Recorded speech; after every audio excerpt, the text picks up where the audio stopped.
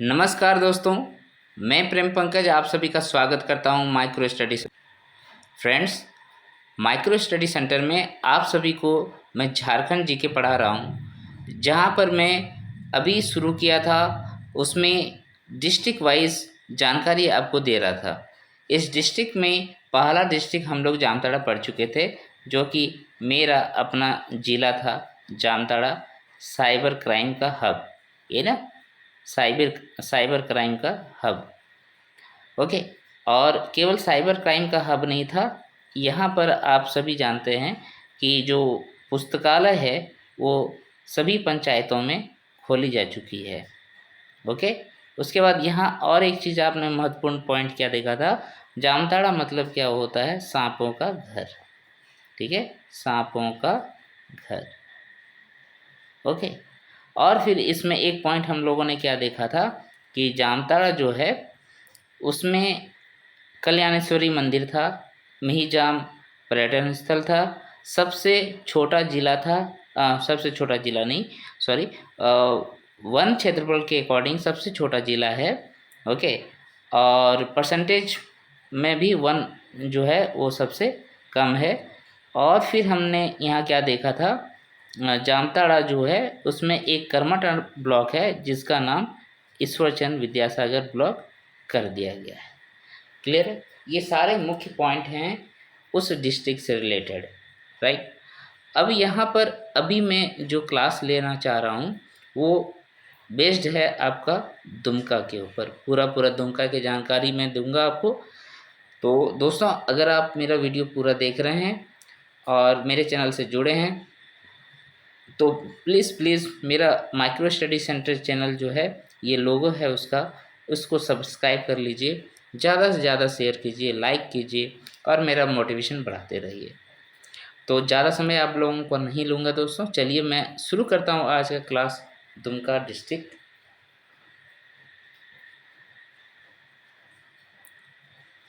सबसे पहले आप दुमका को देखना चाहते हैं तो उसका अवस्थिति झारखंड के मानचित्र में आपको देखना चाहिए, समझना चाहिए कि वो कहाँ पर लाई कर रहा है। ओके। ये रहा मेरा प्यारा झारखंड। इस झारखंड में अगर हम लोग जानकारी लें दुमका का, तो दुमका ऑलमोस्ट दोस्तों यहाँ पर होगा इस तरीके से फैला हुआ है। ठीक है। यहाँ पर आपको इसके साउथ में आपको वेस्ट बंगाल मिल जाएंगे और नॉर्थ में जो है बिहार से इसका बाउंड्री सटा हुआ है दोस्तों, राइट। और फिर ये पूरा दुमका है। उसके बाद अन्य इसके साथ जो डिस्ट्रिक्ट सटे हुए हैं उसमें आपको यहाँ पर मिल जाएगा जो इसके पहले पढ़े हम लोग, जामताड़ा। ठीक है, जामताड़ा। उसके बाद इधर मिल जाएगा आपको देवघर। ओके। और इधर आपको मिल जाएगा क्या, गोड्डा। ऊपर की ओर इधर गोड्डा है, गोड्डा। और नीचे अगर आप देखेंगे तो नीचे तो वेस्ट बंगाल हो गया, और इसके साथ इधर जो है दोस्तों और एक डिस्ट्रिक्ट जो जुड़ा हुआ है वो है पाकुड़। ठीक है, इतने डिस्ट्रिक्ट इसके साथ जुड़े हुए हैं, जामताड़ा, देवघर, गोड्डा, पाकुड़। और इधर हो गया बिहार और इधर हो गया वेस्ट बंगाल। क्लियर हो गया? अब यहाँ पर एक बात आती है कि इसका नाम आपका दुमका जो है, दुमका। ओके। तो दुमका का अन्य नाम अगर आप देखेंगे तो इसका पहला नाम हम लोग जानते हैं, इस क्षेत्र को दामिन ए को से नवाजा गया था।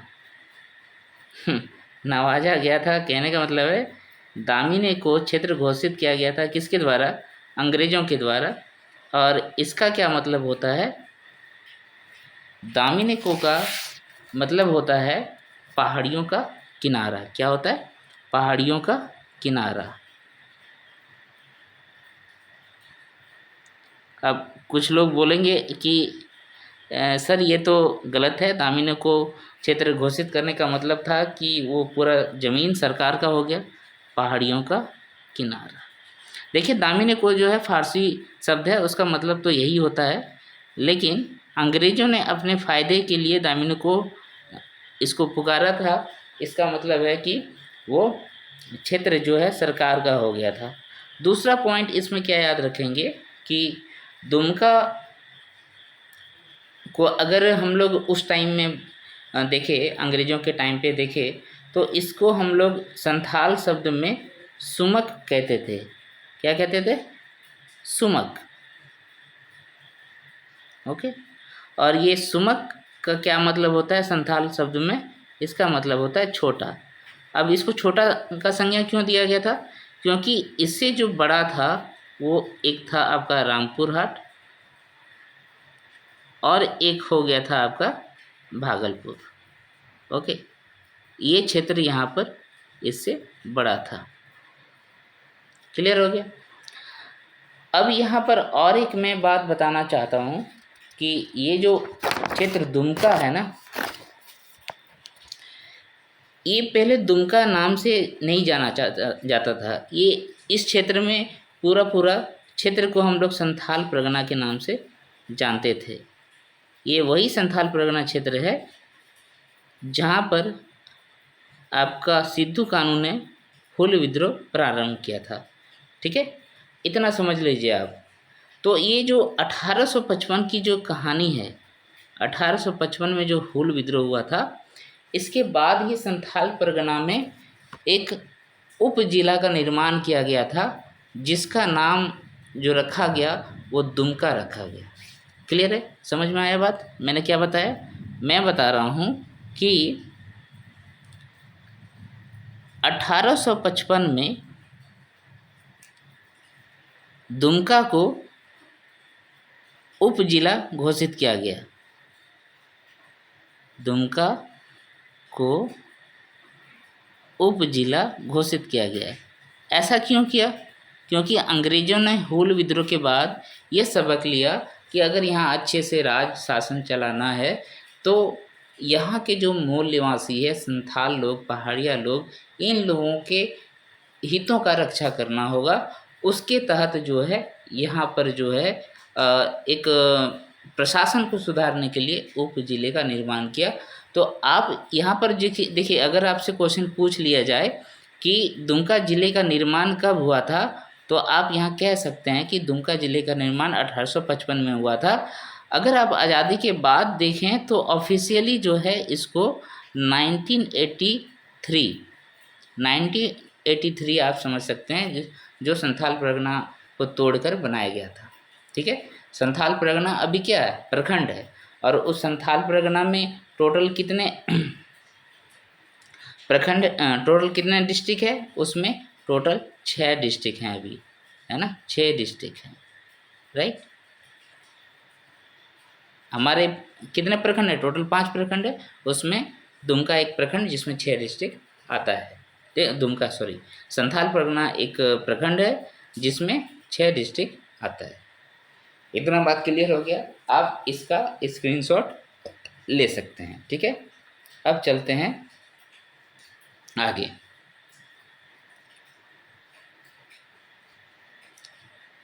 तो अब यहाँ पर हम लोग क्या देखेंगे कि इसका मुख्यालय वगैरह कहाँ है और इसका क्या इम्पोर्टेंस है इस दुमके ज़िला का, और इस दुमका ज़िला में क्या क्या ऐसी चीज़ें हैं जिसकी जानकारी हमें रखनी चाहिए।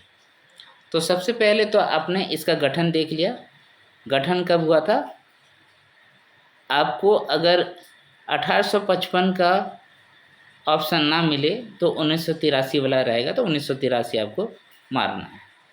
दूसरी बात, इसका मुख्यालय जो है हमने कहाँ देखा है? इसका मुख्यालय है दुमका। अच्छा, इसमें और एक जानकारी लीजिए कि दुमका जो है झारखंड का पहला उप राजधानी है। क्या है? पहला उप राजधानी है। समझिए बात। पहला उप राजधानी क्यों कह रहा हूँ? क्योंकि अन्य 2-3 जगह और है जिसमें मेदिनीपुर भी है, उसको भी उप राजधानी बनाने की बात कही गई है। ठीक है, लेकिन दुमका जो है पहला उप राजधानी था। अब इसका क्षेत्रफल अगर देखें तो इसका जो एरिया है, एरिया का बात करूं, एरिया हो जाएगा 3761 वर्ग किलोमीटर स्क्वायर। ओके, नेक्स्ट इसका और एक पॉइंट हम लोग देखते हैं।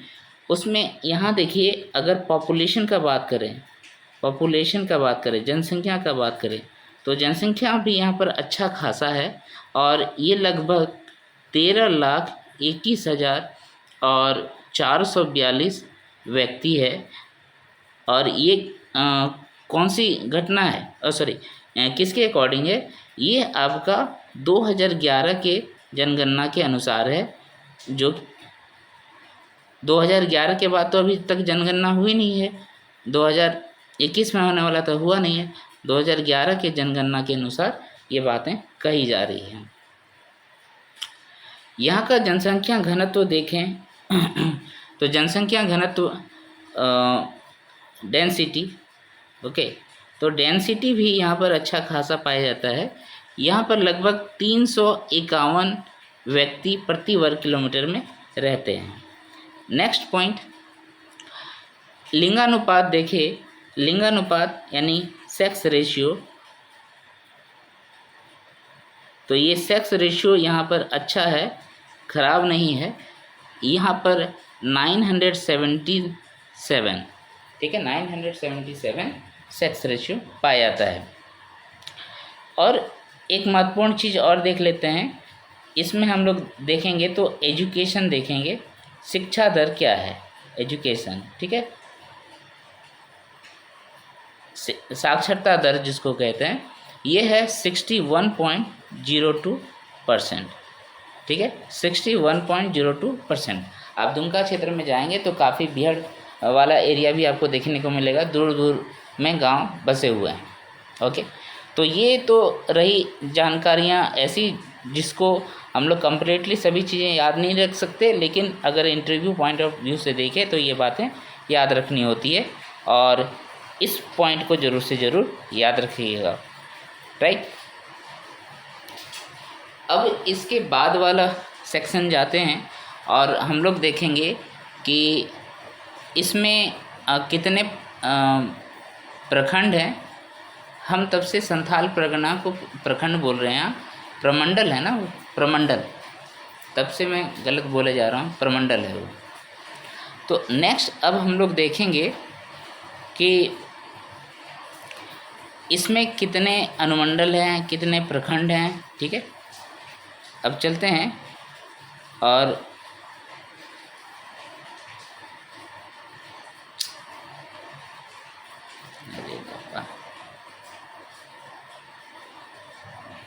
हैंग हो गए क्या?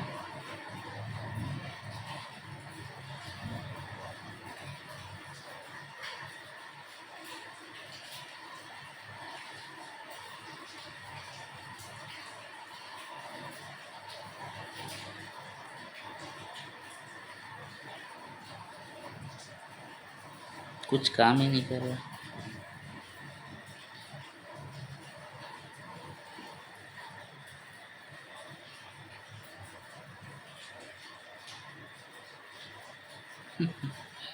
चलिए, थोड़ा बहुत इधर उधर हो गया था।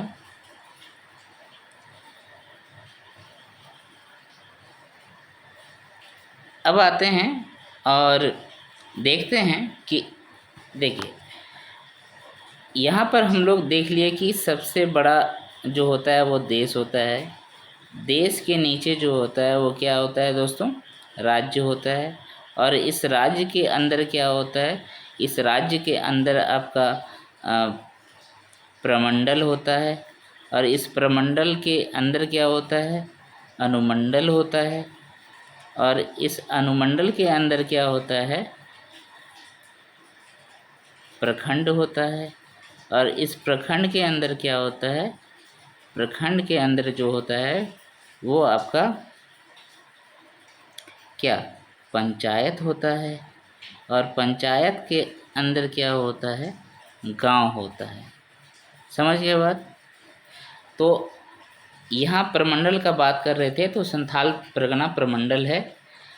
अब यहाँ पर दुमका का अनुमंडल देखते हैं तो दुमका में ये देखिए, ये हम लोग संथाल परगना प्रमंडल में रहते हैं।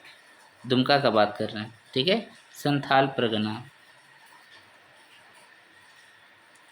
और अनुमंडल का बात करें तो यहाँ पर एक ही अनुमंडल है जिसका नाम है दुमका सदर, ठीक है, दुमका सदर। ओके। उसके बाद प्रखंड का बात करें तो यहाँ टोटल जो है 10 प्रखंड हैं। कितना है? 10 प्रखंड हैं, ठीक है, ये याद रखिएगा 10 प्रखंड है। इसमें मैं नाम बता दे रहा हूँ, टोटल नाम याद रखने का ज़रूरत नहीं है, बस दिमाग में एक चीज़ होना चाहिए ये कहाँ पर है, ठीक है। जैसे इसमें पहला है दुमका, ठीक है, मैं शॉर्ट में लिखता हूँ, ठीक है, दुमका। दूसरा है इसमें शिकारीपाड़ा, ठीक है, शिकारीपाड़ा। तीसरा इसमें प्रखंड का नाम जाने तो जरमुंडी। ये जरमुंडी के पास ही हमारा एक मंदिर है, उस मंदिर की महत्व अभी है सबसे ज़्यादा सावन में, वो नाम बताइएगा दोस्तों, ठीक है। उसके बाद है जामा प्रखंड, फिर है सरैयाहाट। उसके बाद है यहाँ पर एक रामगढ़ भी है, ठीक है, ये वो रामगढ़ डिस्ट्रिक्ट का बात नहीं कर रहा हूँ, रामगढ़ यहाँ पर प्रखंड है, ठीक है। उसके बाद काठी कुंड, गोपी कांदर, मछलिया वाला याद रखिए। मछलिया इसलिए याद रखिए क्योंकि यहाँ पर मछलिया में एक परियोजना चल रहा है, मछलिया परियोजना, ठीक है, मछलिया में डैम भी बना हुआ है, तो इसलिए इस नाम को याद रखना है आपको। तो यहाँ टोटल है 10 प्रखंड। ओके। अब ये पंचायत और गांव ये सब तो नहीं जानना है। अब आते हैं यहाँ पर और एक इम्पॉर्टेंट पॉइंट आपको याद रखना है, कभी कभी ये क्वेश्चन पूछता भी है, ठीक है, कि जैसे दे दिया एक हाईवे है 114A, ये नेशनल हाईवे है, ठीक है, ये नेशनल हाईवे है, NH है। ओके। तो ये दुमका से होकर गुजरती है, NH 114A ये दुमका से होकर गुजरती है। अब यहाँ पर और एक बात थोड़ा सा याद रख लीजिए कि यहाँ पर टोटल आपका कुल जो है विधानसभा क्षेत्र कितना है, विधानसभा क्षेत्र।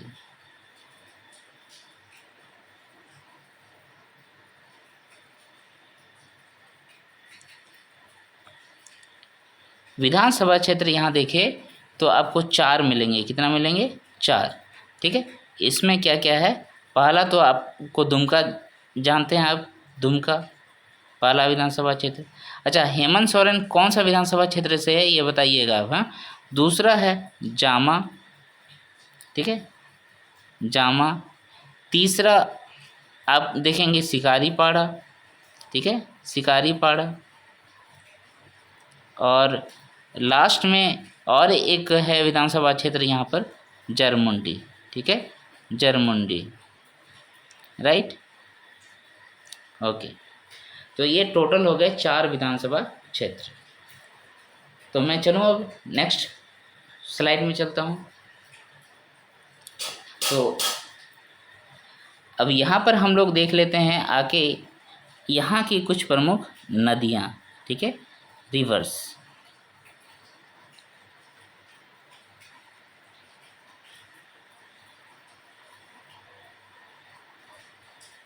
देखिए, हिंदी और इंग्लिश पढ़ने वाले दोनों के लिए बहुत आसान होगा ये। आपको समझना है टॉपिक को, उसके बाद आप इंग्लिश में पढ़िए या फिर हिंदी में पढ़िए। तो पहला रिवर यहाँ पर जो सबसे प्रमुख रिवर है दोस्तों, वो है आपका मयूराक्षी। क्या है? मयूराक्षी। ये मयूराक्षी रिवर जो है बहुत फेमस रिवर है, क्योंकि आप पढ़े होंगे कि झारखंड में एकमात्र नदी है जो 9 गम में है ना, यानी कि यहाँ नौका चला सकते हैं, नौका चला सकते हैं, ठीक है, यानी कि समतल भूमि है यहाँ पर नदी में। ओके। और इसके साथ और एक पॉइंट क्या है, इसके साथ और एक पॉइंट है कि मयूराक्षी जो है आपका त्रिकुटी पहाड़ से निकलता है, त्रिकुटी पहाड़। और ये त्रिकुटी पहाड़ कहाँ है? देवघर में, आपको मालूम है। उसके बाद इसमें और एक पॉइंट याद रखना है। वो पॉइंट क्या है कि इस नदी पे कनाडा डैम है। कौन सा डैम है? कनाडा डैम है, जिसको हम लोग मसान जोर डैम भी कहते हैं। क्या बोलते हैं? मसान जोर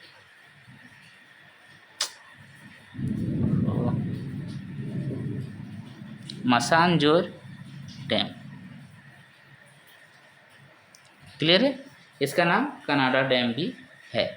तो ये एक रिवर आप बिल्कुल याद रखिएगा कि मयूराक्षी कहाँ से होकर गुजरती है, कौन सी नदी है।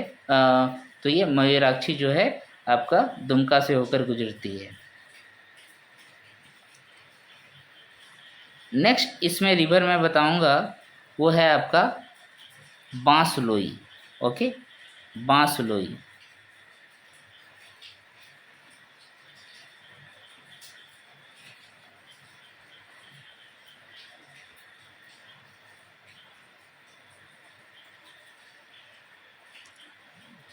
ये बांसलोई रिवर के बारे में मैं बाद में बताऊंगा, नदी जब पढ़ाऊंगा वहाँ पर। अभी आप याद रखिए बस, बांसलोई रिवर है यहाँ पर। फिर और एक फेमस रिवर है यहाँ पर, इसका नाम है ब्राह्मणी। उसके बाद और एक रिवर आप याद रखिए जिसका नाम होता है अजय नदी। ये अजय नदी जो है आपका जामताड़ा में भी था।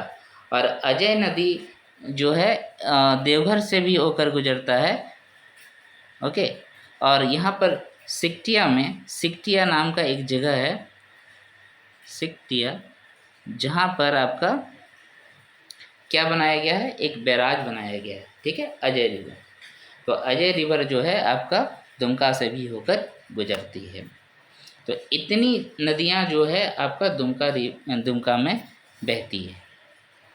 नेक्स्ट चलते हैं और थोड़ा सा कुछ प्रमुख पर्यटन स्थल के बारे में जान लेते हैं। दुमका के प्रमुख पर्यटन स्थल।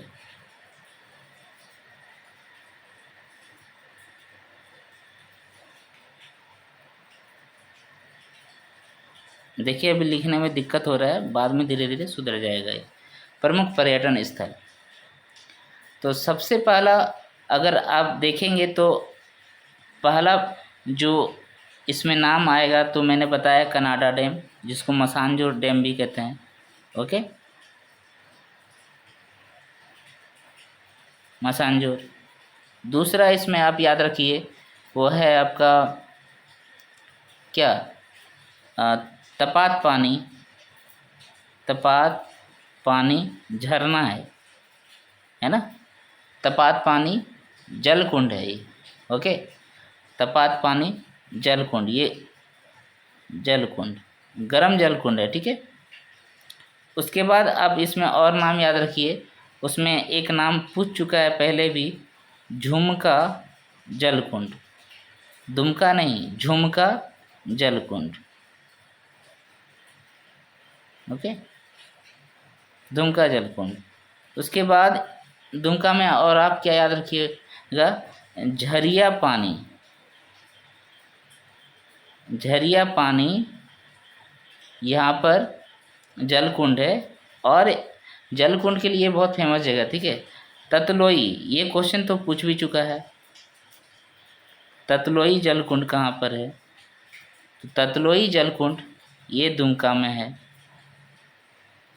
ओके, उसके बाद बारह झरना है।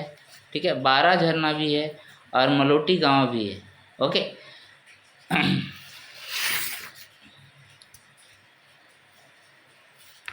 तो ये हो गया प्रमुख पर्यटन स्थल में मसानजोर डैम, तपात पानी जलकुंड, झुमका जलकुंड, झरिया पानी जलकुंड, ततलोई जलकुंड। और भी है उसमें, आप क्या देखेंगे उसमें है बारह झरना। ओके, अब आते हैं थोड़ा सा एक इम्पॉर्टेंट, जहाँ से क्वेश्चन भी बहुत सारे आए हुए हैं, उसका हम लोग देख लेते हैं। उसका नाम है मलोटी गांव। मलोटी गांव, मलोटी गांव के बारे में अगर जानना चाहें तो आप याद रखिएगा कि इसको हम लोग क्या कहते हैं, मंदिरों का गांव कहते हैं। ठीक है, मंदिरों का गांव। कभी कभी इसको नगर भी लिख दिया जाता है। ठीक है, नगर भी लिख दिया जाता है। इसका अन्य नाम अगर आप जानें मलोटी गांव के बारे में तो इसको हम लोग गुप्त काशी भी कहते हैं, गुप्त काशी। ओके,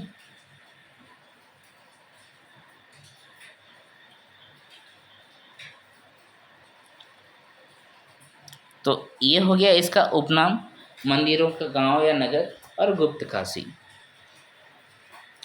अब ये फेमस क्यों है?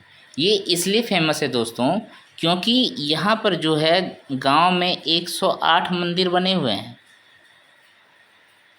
और बताया जाता है कि ये 16वीं शताब्दी का है, 16वीं शताब्दी का मंदिर है, जिसका निर्माण कहा जाता है कि ननकर राज्य के राजा बसंत राय, ठीक है, राजा कौन थे? बसंत राय, इसने बनवाया था और इनके फैमिली वालों ने बनवाया था। क्लियर है? उसके बाद यहाँ पर टेराकोटा का बेहतरीन चित्रकारी किया गया है। टेराकोटा मंदिर भी इसलिए इसको कहते हैं टेराकोटा मंदिर, याद रखिएगा। ठीक है, टेराकोटा मंदिर भी इसलिए कहते हैं क्योंकि यहाँ पर टेराकोटा से मनमोहक चित्र बनाए गए हैं। ओके,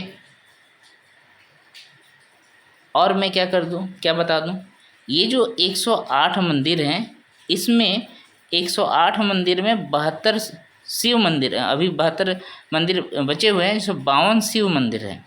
ठीक है, 52 जो है वो शिव शक्ति, जय हो जय हो जय हो, है ना, भोले बाबा की जय। अभी भोले बाबा का भी समय चल रहा है, सावन चल रहा है। ओके, ये समझ में आ गई। और दूसरा बात इसमें और क्या बता दिया गया है कि आपका जो शैली है, मंदिर निर्माण का जो शैली है, उसको हम लोग यहाँ पर कहा जाता है शिखर शैली। क्या कहा जाता है? शिखर धवन, वो क्रिकेट वाला शिखर धवन। ठीक है, शिखर शैली। एक कक्षा होगा और उसमें 4 चाला कुटीर होगा, समझ गए ना, इस तरीके से बना होता है। यहाँ समझ में आ गया इतना बात है। और इस मंदिर के बारे में क्या जान सकते हैं कि यहाँ पर एक आदिशक्ति माँ मौलिक्षा का भी मंदिर है। माँ मौलिक्षा का भी यहाँ पर एक ठो मंदिर है। ठीक है, अब जब मौलिक्षा मंदिर के बारे में पढ़ेंगे तो देखेंगे गोड्डा में है, वो सब मंदिर पढ़ेंगे, लेकिन यहाँ पर भी एक मौलिक्षा माता की मंदिर बनी हुई है जो माता सती से रिलेट करता है। ये सभी बातें आपको याद है। और एक चीज़ अगर इससे जुड़े आपको जानना चाहते हैं तो आपको बता दूं कि 1979 में एक्चुअल में इस गांव का खोज किया गया था, और वो भी किसने किया था, इसका नाम याद रख सकते हैं आप, अरुण कुमार पाठक। ठीक है, अरुण सर जो है आयुक्त थे वहाँ के भागलपुर के, उन्हीं ने इस गांव का खोज किया था, उन्हीं ने सभी को बताया था। ठीक है, पुरातत्व विभाग को इन्होंने ही बताया था। और लास्ट पॉइंट इस मलोटी गांव से रिलेट याद रखना चाहते हैं आप तो ये याद रखिएगा कि 2015 में गणतंत्र दिवस के अवसर पर जो झांकी निकाली जाती है, ठीक है, दिल्ली में जो गणतंत्र दिवस के अवसर पर झांकी निकाली जाती है तो उसमें मलोटी मंदिर की झांकी को दूसरा स्थान मिला था। मलोटी मंदिर झांकी, ठीक है, झांकी को दूसरा स्थान मिला था, सेकंड प्राइज मिला था। क्लियर है? इतना बातें याद हो गए तो इसका आप स्क्रीनशॉट भी ले सकते हैं। नेक्स्ट चलते हैं और हम लोग देखेंगे और भी कुछ अगर इसमें याद रखने के लिए पॉइंट है तो हम देख लेते हैं।